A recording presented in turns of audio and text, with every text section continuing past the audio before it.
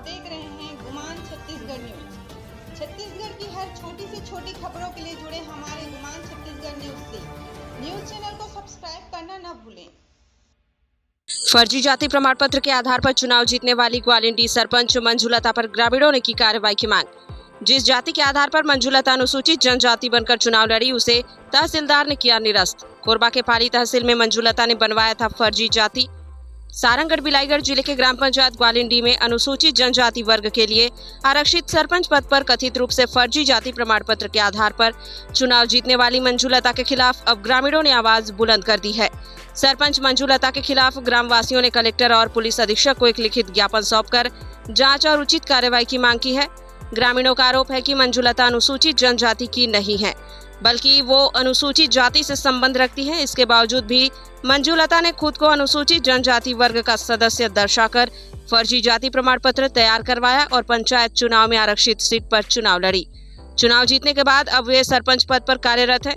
ज्ञापन में यह भी उल्लेख किया गया है कि मंजुलता द्वारा प्रस्तुत जाति प्रमाण पत्र की पूरी तरह से जांच की जानी चाहिए।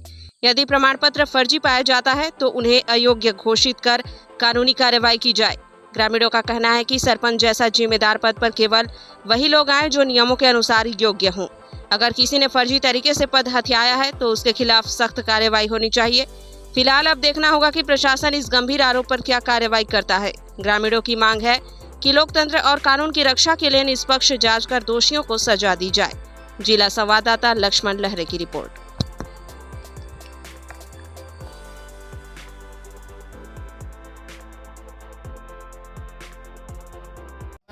गाँव में सरपंच चुनाव में आदिवासी सीट हो रही है, जहाँ फर्जी तरीके से मंजुलता नाम महिला सरपंच चुनाव लड़ी विजयी हुई, लेकिन वह जाति है फर्जी जाति है।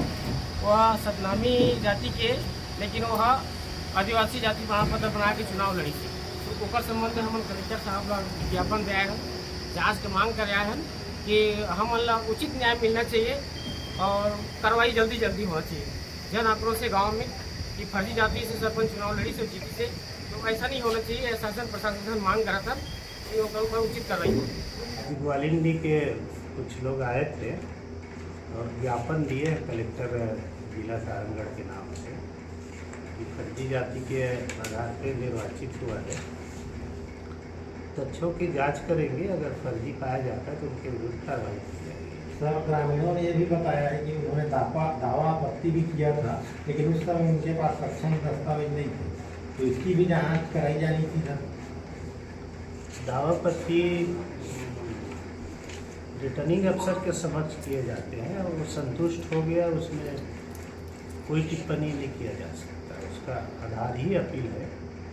हर छोटी बड़ी खबरों के लिए हमारे गुमान छत्तीसगढ़ न्यूज को YouTube पर सब्सक्राइब करना न भूलें, क्योंकि हम आपको दिखाते हैं सिर्फ खबर नहीं, सच्चाई।